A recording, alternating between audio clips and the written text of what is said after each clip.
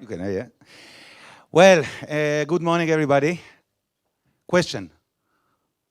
Who thinks that sales is tough? To be a salesperson is tough. Is there any tougher job in the organization? Yes, to be a sales manager, a manager of a sales team. And within the next 25 minutes, I'll try to share with you some best practice. We are having in SAP as a global company, and I'll provide some more information later, about how you can control the results of your sales team or your channels or your partners in a machine that works on a very systematic way, as we heard before about the science and not the art, about the science of sales. So I must say that my English is not good as the speakers before me, but I hope I'll manage. Well, the audience that heard this session 4 years ago, it was in Berlin, and most of them spoke many languages besides English, so I'll manage. Anyway, the mathematics of sales. Before we start, few words about the company I'm coming from. Usually people think that SAP are known for 45, 46 years as the ERP company, the companies that invented the ERP.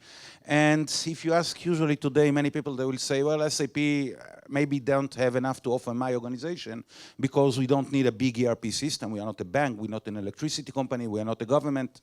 But to be honest, actually, we're in a business transformation. SAP actually acquired many cloud companies during the last 10 years. Some of them Israeli, like Gigia, and some of them global, like SuccessFactors and Hybris, and walking around a lot about the business transformation. Some data about SAP, which actually will be based about the data I will share with you later about sales best practice. SAP actually is the world leader with over 98% of the top brands worldwide works with SAP. The top 2,000 Forbes, 91% companies work with SAP. We have hundreds of thousands of customers worldwide. We have millions or hundreds of millions of users working with our cloud solutions. And actually, SAP in Israel and globally, of course, actually cover a lot of the business that's being done globally in almost every industry that it is there. So on my personal background, actually, I'm 25 years in sales, currently as the VP Sales in the SME, Small Medium Enterprise and Small Medium Business in Israel, in the Israeli market. Actually, SAP Israel, the nice building in Ra'anana, who know it with the big eyes. Actually, we cover the Israeli market, the SAP Labs doing the labs things, and the sales organization actually covering the Israeli market with over 5,000 customers, over 20 partners, VAR partners, distributors, and mostly integrators and partners, we call them. Generating over 1,000 transactions, deals, and we are talking about ERP, CRM, analytics, HCM, HR. We are talking about enterprise and micro-enterprise solutions, which mean that deals are not like, selling an app. It's a long process, talking about the methodologies we mentioned before, challenges sales, spin sales, and so on, solution sales, with an overall annual growth of 180% year over year. So this is actually my background within SAP during the last 6 years. So actually the point we're trying to make here, that we all know that good sales plan should have. We all know that what a good sales plan should have, and we know that we have to plan because we cannot just wait it to happen or expect it to happen. We have to build the sales plan, and the books explain to us how to build the sales plan, to put the sales objectives, and the forecast, and the strategy, and the system, and the action plans, etc., etc., etc. So this is something that we all do. This is something we usually know that we have to do, but there is one certain ingredient, one spice in sales that we studied within SAP, that if you have to manage an organization with thousands or hundreds or even dozens of salespersons or sales channel, you have to put in place. Because if you put this ingredient in place, if you put this spice in place, then you convert all of your sales strategy from something you plan to something you can control, you can execute, you can measure. And this spice, we called it in the SAP language, linearity. Now, linearity actually, it's a mathematical term. If someone know or remember from our studies in the university or even before about the linear equation or a linear chart that actually defining the line or the way the line is going on over the graph.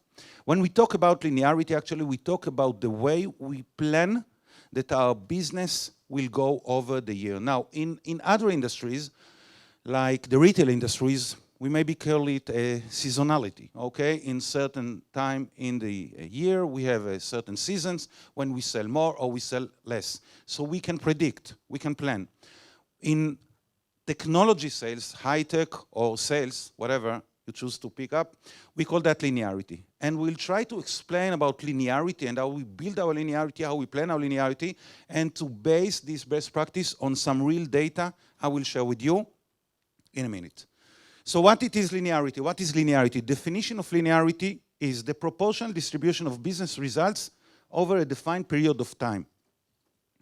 Well, this is a little bit, not so clear, so we'll try to take that into some sample or example to make it more clear for you. And I choose the following example, not from the business world, but from the sports world. I'm a big fan of basketball. And I took those results, actually, I picked them up, I think it was, well, it's March 16. And I took this data, it was an occasional data I picked from the internet and put that on Excel spreadsheet, okay? Now, let's look on the results of the March 16 in the NBA. Well, we can see here, if you see the data, you don't have to look in the numbers. Those are the teams that play. This is the winner. The winner in yellow. And those are the scores they put on each quarter. This was an extension over time here. Those are the points they shot and put on each quarter of the game. You know, we have 4 quarters and overtime. And this is the percentage of those points made or shots that made out of the total results of the scoring of the game. Now let's see the data and analyze that one by one. The first thing I did, actually I put the end of H1, half one of the game. What was the proportion of the overall score of the game in the first half? Now we can see, and we'll see that more clearly in a second, that most of the winners have a better proportion out of the total scoring in the game on the first half. And if we take that to the next phase, to the end of Q3, accumulative scores, we can see actually the following picture.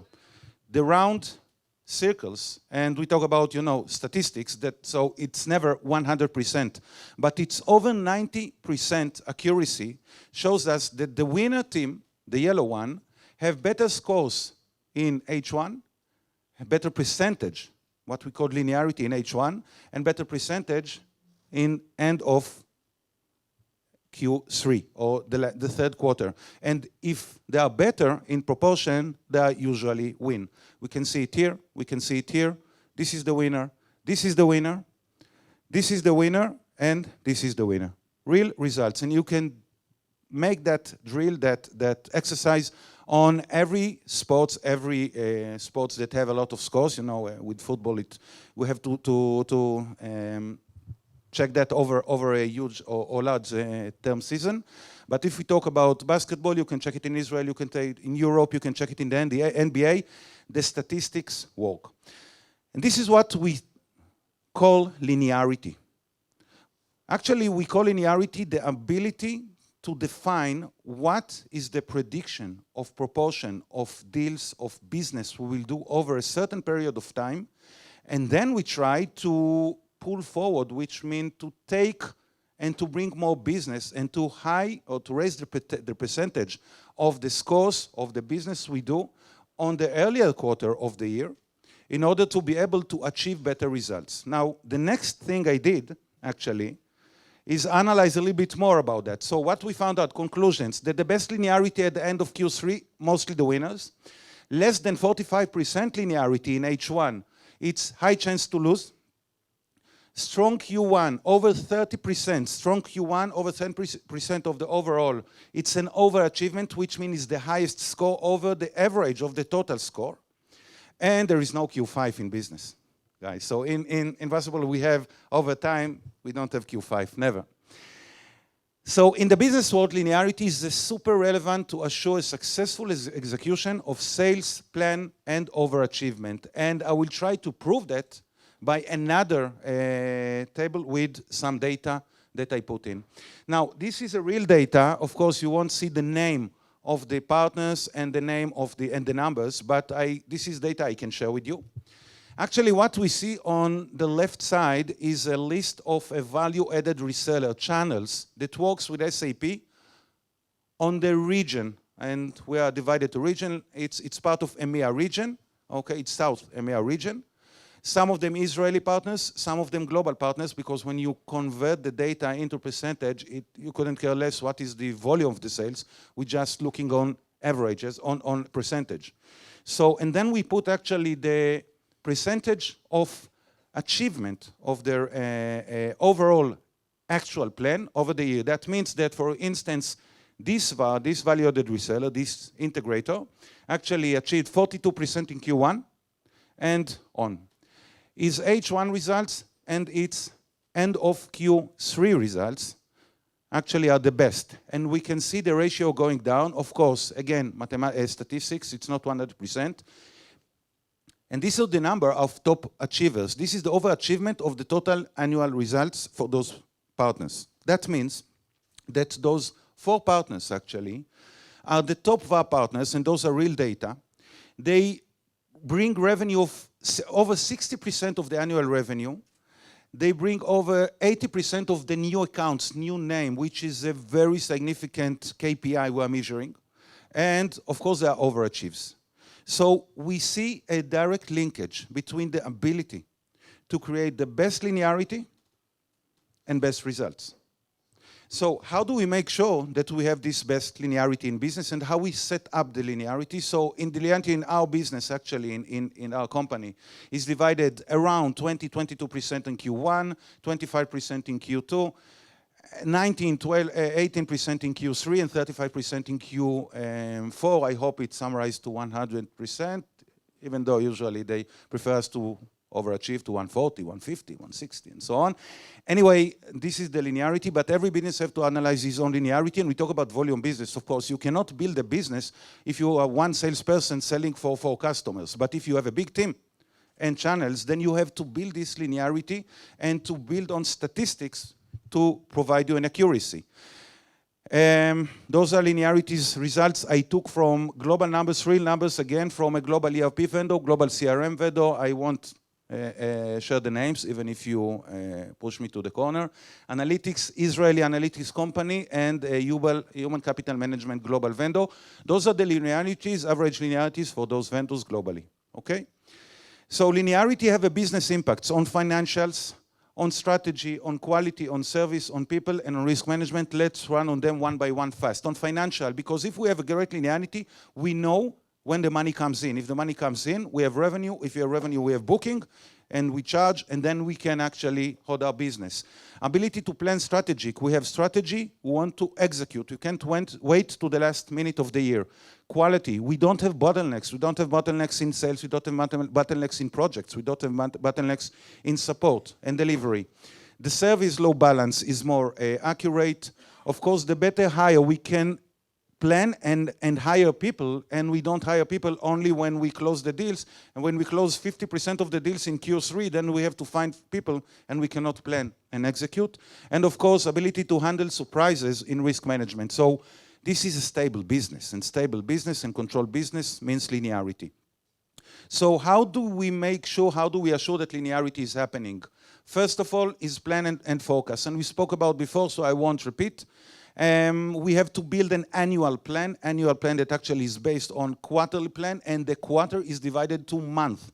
Usually what we do is 50% of the quarterly results should be delivered by the end of the second month of the quarter, and on the last month of the quarter actually is divided to 30/70. So we push on a very aggressive momentum to bring 50% of the results within the first 2 months of the quarter on each quarter. And of course, we are controlling that and managing that and doing an annual forecast review, and we're using our own CRM, which is an SAP Cloud CRM.